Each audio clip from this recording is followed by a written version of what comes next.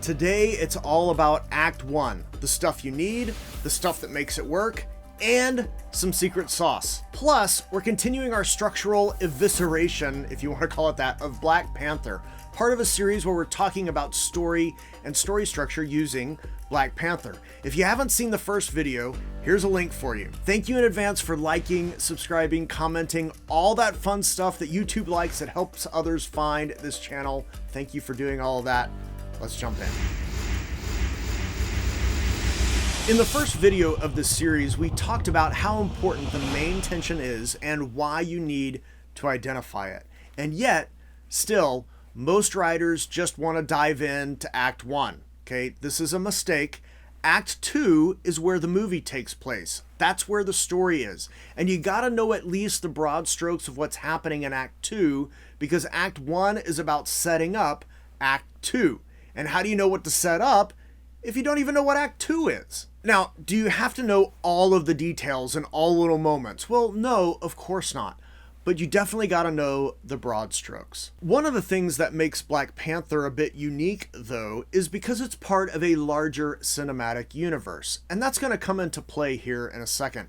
But for most movies, especially if you're writing a spec, just a standalone film, you have a wide and massive sandbox to play in for Act 1. Because nothing has come before Act 2 or Act 1. Like you're the first one to tread these waters, to walk this trail. So as long as you know what Act 2 is, you can choose exactly what you need to get your main character from wherever we meet them at the beginning to the beginning of Act 2. In other words, you have a lot of choices. Now, sometimes choices are great for us, and sometimes they're a little paralyzing. But you still have the choice, and you can do a whole host of things. So you have a very wide range. However, there are still 5 things that you gotta know to make sure Act 1 has everything it needs for the story to work. And what we're going to do is we're going to talk about each of those 5 things and show them in Black Panther. And then we're going to talk about the secret sauce that Black Panther's using that you might want to think about including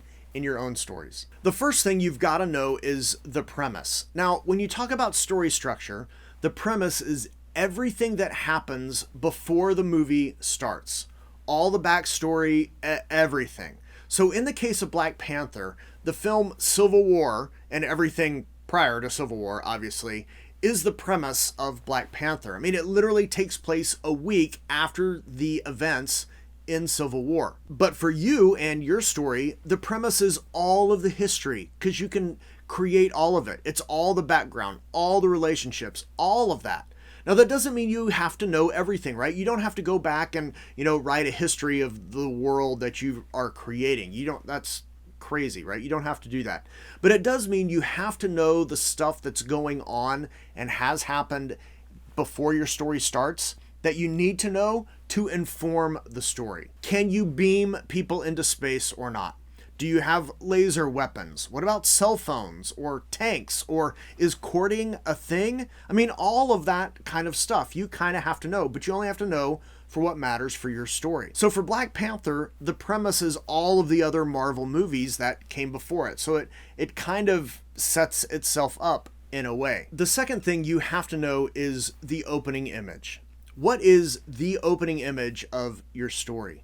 Because the opening image helps to set the tone and helps the audience kind of have an idea, like, what's the story about? The opening image of Black Panther, though, is a little tricky because we have 3. I mean, we have 2 prologues and then really the first scene of the story as it's going along. So we have a prologue that's an animated history. We have a prologue of part of a scene that we're going to see the other parts of later in the story, 1992 in Oakland, where we meet a few key characters, but this is also a prologue. And then the next first image we see is T'Challa watching a news report about the death of his father that was a week ago. So what's the opening image? And it's here I have to offer this little tidbit for you when you start to analyze other stories. It's okay if things in stories aren't cut and dry. I mean, the principles behind them, those remain. Okay, so the opening image of a story helps to set the tone and helps situate the audience within the story. Like, you've got to have that, right? But what is the opening image? Well, if there's a prologue, maybe there's two opening images, and that's fine, but they're both working to that end. They're both helping set the tone. They're both helping to situate the audience within it. So technically, the opening image is the animated history. That's the first thing we see.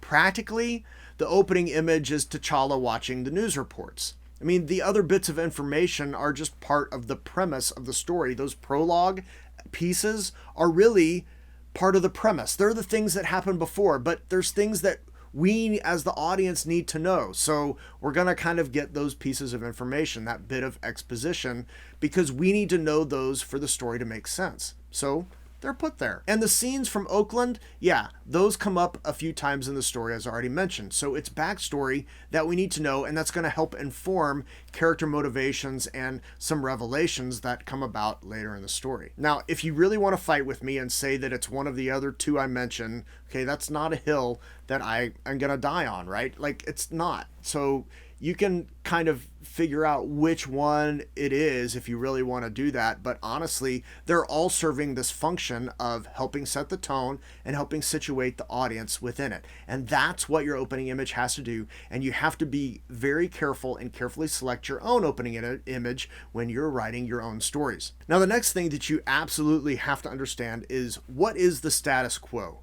Because the bulk of the story that you're about to tell is a fallout from a disruption of the status quo. But we got to know what the status quo is. Like, what is everyday walk around life? Okay, what's the normal things going on? That's what status quo is. And you will hear some people talk about how the status quo is supposed to be, 10 or 15 minutes of your story. Okay, 10 pages, 15 pages, or 17 pages, whatever it is, like, whatever. Okay, it needs to be as long or as short as you need it to be. Some stories require a very short status quo. Okay, just boom. For others, and it takes a minute, like it's a while. Status quo for Black Panther, it's actually quite long. It's about 30 minutes long. Here's the end of the status quo for T'Challa. You too, huh? Still in trouble. My king, my love, you will never guess who just popped up on our radar. So everything for T'Challa up to this point is status quo. Like, this is how his life would normally progress without anything happening. Like, he's doing the exact same thing he would have done anyway. But when this conversation shows up, you never guess who just popped up, right? Okay, that's when things change for T'Challa. Now, the other thing that's happening here is there's some secret sauce that's starting to be at play here. So we're going to circle back to that in a minute, I promise. The next piece that you need to know of these 5 is the inciting incident. Now, there's a lot of confusion over this one. I made a video about the inciting incident, so if you want more information, watch that. But for now, let's just summarize and point out that the inciting incident is the thing that disrupts the status quo for the main character, not for anybody else. It disrupts the status quo for the main character. It has nothing to do with the audience or when we learn about something, okay? It's all about the main character. An inciting incident, all about the main character. Status quo is just going along. Life is progressing normal until something interrupts it. Now, in this case, it's learning about Ulysses Klaue. And now we have a chance to do something about it. The last thing that you need to include in Act 1 is what is called Plot Point 1. Now, Plot Point 1 is a decision by the main character to go and do the main tension thing. Okay? Now, the main character may or may not be able to articulate the main tension yet. Okay? They probably will later, but they may not be able to do that at the moment. So it's not necessarily that the main character knows what they're doing. They just are for sure deciding to go and do a thing, to go and solve a problem, okay, to go and resolve something. So in Black Panther, the decision is to solidify T'Challa's reign by doing what his father could not do, capturing and killing Klaue. Now, it's important to point out that T'Challa doesn't know he's fighting to keep his throne, which I just kind of mentioned. He doesn't know he's got to fight to keep his throne. But he does realize that this very act of capturing or killing Claw, this will be a big political win for him. A misidentified Wakandan artifact was stolen yesterday from a British museum. We have learned Ulysses Claw plans to sell the vibranium to an American buyer in South Korea tomorrow night.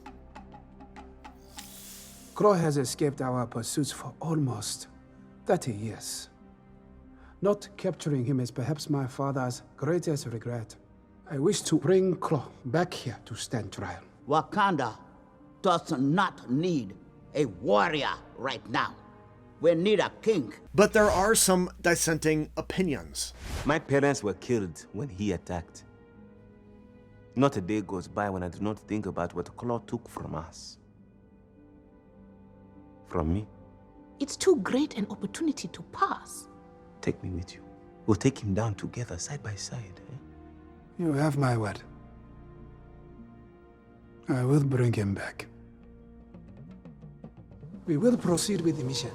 But with T'Challa making the promise, I give you my word. Okay, decision's made. T'Challa's going after Claw. And it may not be what the kingdom needs, right? Because we don't need a warrior. We need a king.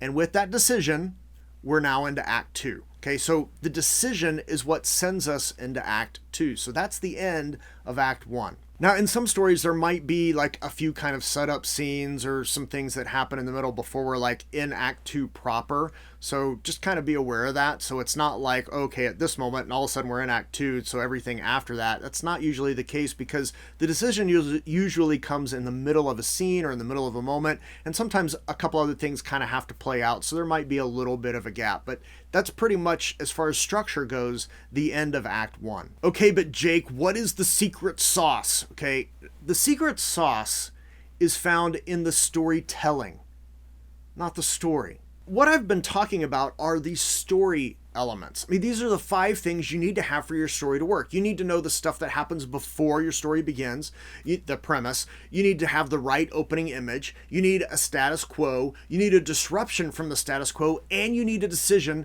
by the main character. And that decision could have been, in Black Panther's case, he could have decided to not pursue Claw and to stay there and be the king.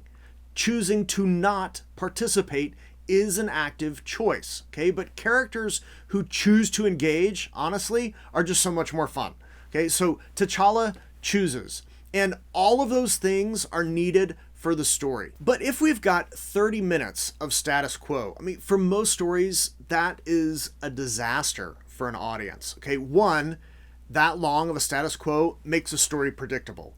2, it makes the story predictable.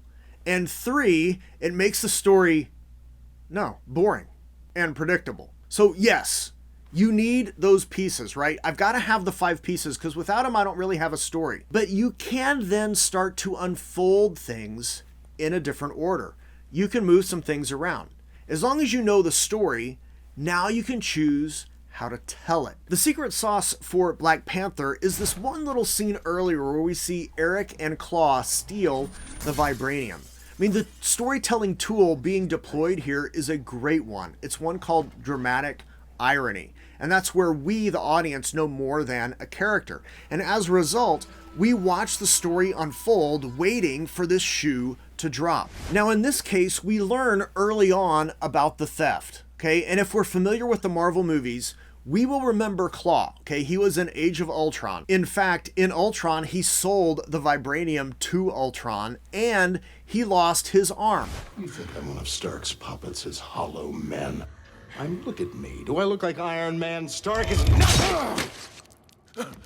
I'm sorry. I'm sure that's gonna be okay. I'm sorry. So we know who this is. We've seen Claw before, and so we wait for the shoe to drop because we know what's happened, but no one in Wakanda knows yet. And it's this waiting that keeps us engaged. I mean, yes, there's a challenge and the ceremony and fighting and all this wonderful stuff that we are just kind of enthralled with, and it's eye candy and it's awesome, right? But we aren't watching necessarily because of all that stuff. What makes us watch is we don't like unresolved things. And dramatic irony creates an element of something being unresolved.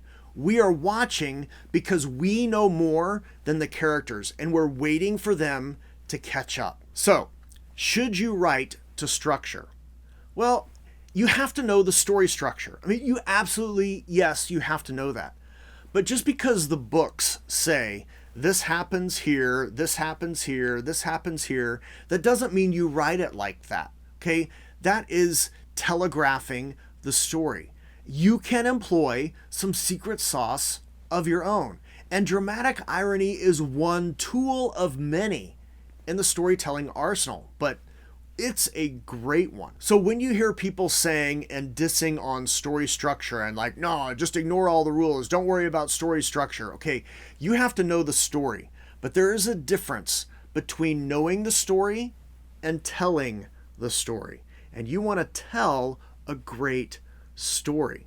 So you got to have a good story to tell. Now figure out what's the best way to tell this story. In the next video in the series, we're going to pull all of Act 2 apart for Black Panther. If you haven't yet downloaded the free, 100% free, complete guide to story structure, link is below, along with a few other links that might interest you depending on where you're at in your screenwriting journey. Hopefully this is helpful to you. Please let me know in the comments. Like, subscribe, bell, all that stuff. I really do appreciate it. And when you go to tell a story that matters. See you later.